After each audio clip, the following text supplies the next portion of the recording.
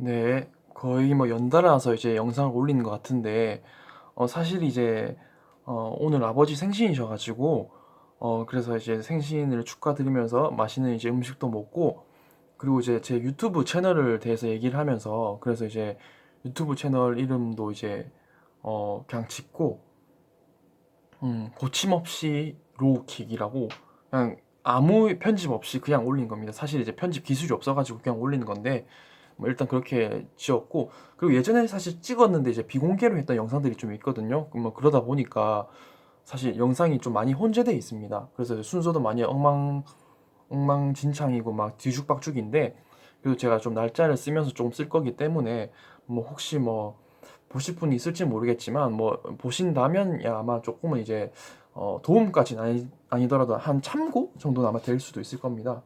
그래서 이제 그렇게 쓴 거고, 제가 이제 수능을 칠 때는 사실 저희 때는 수능이 그렇게 어렵지 않았었거든요. 근데 이번에 수능을 보니까 제가 이제 리트도 시험을 쳤었고, 리트도 이제 굉장히 좀 높게 나왔었거든요. 그래서 이제 원하는 로스쿨 다 합격할 수가 있었는데, 근데 와 지금 보니까 수능이 정말 이제 개인적으로 정말 좀 어렵다 할 정도로 나왔더라고요. 실제로 리트 정도인 것 같아요. 전 개인적으로 봤을 때는 이런 질문을 봤을 때도, 물론 이제 이런 질문을 쉽게 다 풀었다 하신 분들은 정말 이제 그냥 로스쿨을 노려주셔도 될 것 같다 할 정도로 정말 어렵게 나온 것 같은데, 물론 이제 저는 이제 조금 사실 이제 리트를 공부를 해봤고 뭐 이런 부분 같은 경우에도 사실 이제 공부를 해봤기 때문에, 또 개인적으로 이제 학사도 있고 전문 학사가 경제 학사가 있기 때문에 사실 이런 부분은 뭐 제가 개인적으로 조금, 특히 이제 밑에 부분 사실 이제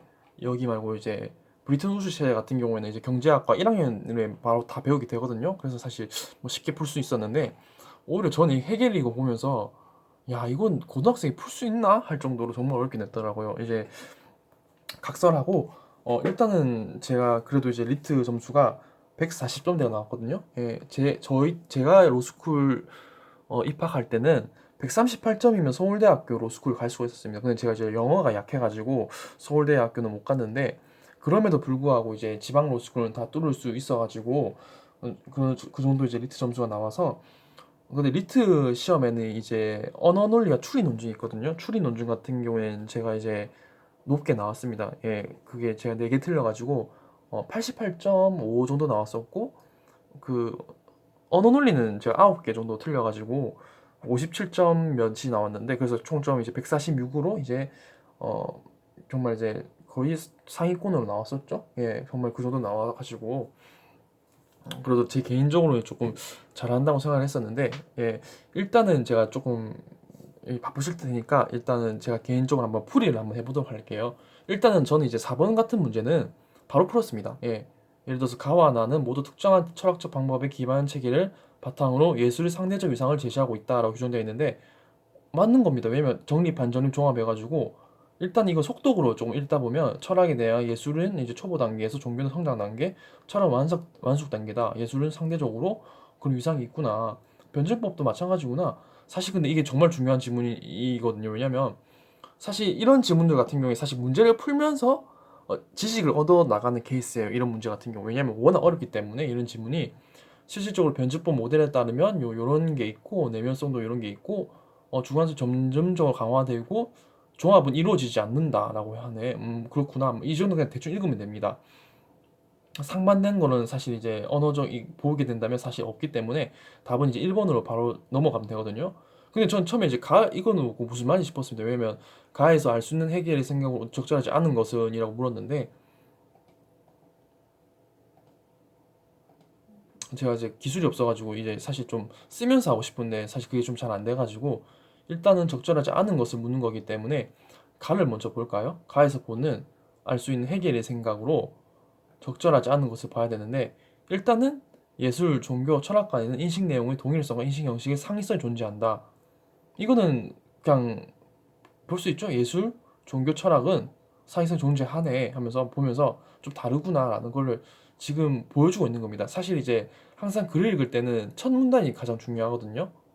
첫 문단이 가장 중요하기 때문에 첫 문단 같은 경우에는 그냥 일단 보는 겁니다. 변증법의 논리가 있네, 정립, 반정립, 종합이 있는데 사실 이제 이거는 조금 논리적인 대학교 수준의 얘기인데 이게 판례라는 걸 공부하게 되고 법학에 있어서 가장 중요한 판례와 그건 학설이 조금 있거든요. 물론 이제 판례가 훨씬 중요합니다. 학설보다도 이제 대학원이나 로스쿨에서 배우게 된다면 항상 이제 교수님께서 말씀하시는 게 로스쿨은 그냥 판례다라고 합니다. 정말 판례가 가장 중요하기 때문에. 그런데 근데 구사법시험 아니면 행정고시 체제에서는 학설이 중요하거든요. 학설이 좀 중요할 때가 있어요. 물론 판례가 더 중요하지만 근데 이제 그 학설에서 뭐라고 하냐면 항상 적극설, 소극설, 종합설, 절충설이라고 해요. 근데 그게 무슨 말이냐면 적극설은 O, 소극설은 X, 절충설은 세모라고 보시면 돼요. 그냥 O, X 세모인데 적극설이나 소극설, 사실 학설 같은 경우에는 무조건 적극설 아니면 소극설입니다.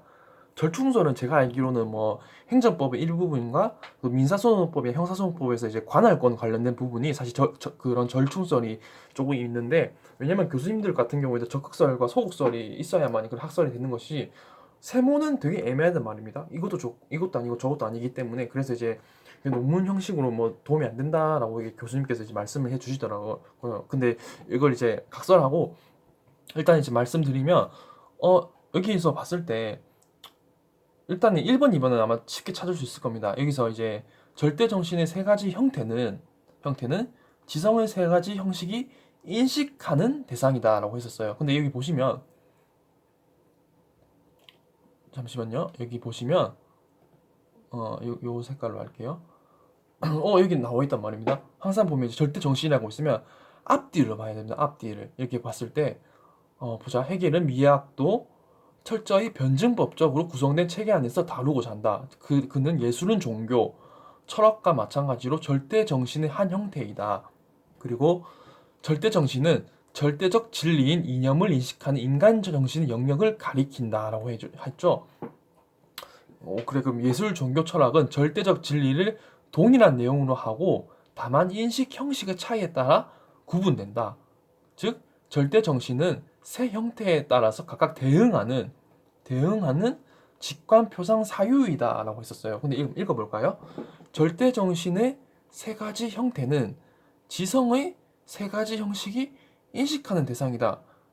읽어보시면 아시겠는데 동일한 내용입니다. 동일한 내용으로 하면서 단순히 대응하는 것이지 인식하는 건 아니거든요. 예, 지성의 세 가지 형식이 인식하는 게 아니라 여기서 지문을 보시면 절대 정신의 세 형태에 각각 대응하는 형식이기 때문에 실질적으로 내용이 같은 겁니다. 쉽게 말하자면 빨간 사과, 뭐 초록 사과, 뭐 노란 사과 있는데 사과라는 건 똑같은 거예요. 근데 여기서 인식하는 것 자체는 세 가지 형식이 인식하는 대상이 아니라 단순히 대응하는 것이거든요. 그럼 인식하는 것 자체는 변할 수가 있는 거예요. 내가 사과라고 인식을 하고 배라고 인식을 하고 각각 다르게 인식을 하는 것과 단순히 대응하는 것은 정말 다른 문제거든요. 이건 사실 조금 어려울 수가 있습니다. 그리고 3번이 좀 헷갈리면 4번, 5번 볼 것 같은데 4번이나 5번 같은 경우는 뒤에 지금 읽어보면 쉽게 풀 수가 있거든요. 4번, 5번은 안 할게요. 4번, 5번은 그냥 쉽게 풀 수 있기 때문에. 그리고 소거법을 하다 보면 3번밖에 남지가 않습니다. 그리고 조금만 더 읽어보시면, 그리고 또한 여기 지문을 보시면 지성이 인식한다고는 어느 지문에도 나와 있지가 않습니다. 예. 지성이 인식하는 것이 아니라 단순한 인식 형식이거든요. 이게 한 문장이 한 단어라고 생각하시면 돼요. 인식 형식이기 때문에 이거를 교묘하게 말 바꿔서 표현하는 것은 아니다라고 보면 될 것 같고, 이 정도만 할게요. 그리고 이거 같은 경우에도 사실 이제 경영학이나 저는 이제 경제학과를 나왔는데 경제학에서 사실 경영을 합니다. 여기 보시면 직관, 표상, 사유라는 개념이 있는데 개인적으로 저는 이제 이런 질문을 풀 때는 조작적 정의란 걸 해야 되거든요. 여기서 보시면 다른 색깔로 할게요. 다른 색깔이 보라색으로 할게요. 후지토라 색깔입니다. 여기 보시면 직관은 주어진 물질적 대상을 감각적으로 지각하는 지성이다. 단순히 그냥 감각적으로 보는 거구나. 표상은 내면에서 심상을 떠올리는 지성이며 사유는 그냥 순수한 논리적 지성이다. 이게 무슨 말인지 싶으신데 저는 사실 이렇게 해석했거든요. 직관은 진짜 말 그대로 단순히 직관적으로 보는 것. 표상은 심상을 떠올린다고 하잖아요. 그게 무슨 말이냐면 상상을 한다는 것입니다. 그래서 전 표상을 그냥 상상이라고 바꿨거든요. 직관은 감으로 찍는 거, 직감.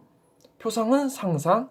사유는 논리적 지성, 즉 이제 이론이란 뜻입니다. 다시 한번 말씀드릴게요. 그래서 저는 직관을 감이라고 해석하고, 표상은 상상, 상이잖아. 표상, 상상, 감, 상상, 이론 이렇게 하고 푸시면 정말 간단하게 풀립니다. 예를 들어서 4번이 정답인데 보니까 예술이 새로운 개념을 설정하는 것은 사유를 통해, 사유는 맞죠. 사유가 이론이니까 이론을 통해서 하는데, 이를 바탕으로 새로운 감각을 이끄는 창작은 뭡니까? 상상으로 창작하잖아요. 감으로 창작하지 않잖아요. 그래서 4번입니다. 예, 4번 하면 됩니다. 4번이 맞죠? 4번이고 이거 3번이고 1번이고 정말 빨리 풀 수가 있어요. 이렇게 하면.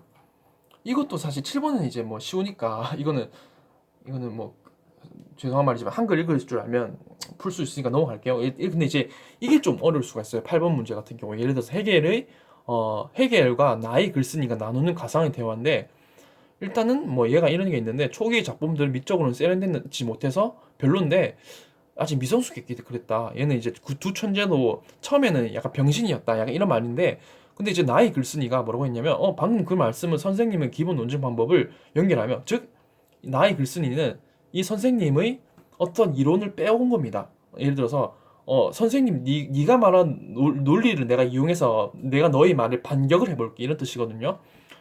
근데 이제 일단 나의 글쓴이가 뭐라고 한다면, 다시 좀 색깔을 좀 바꿀게요.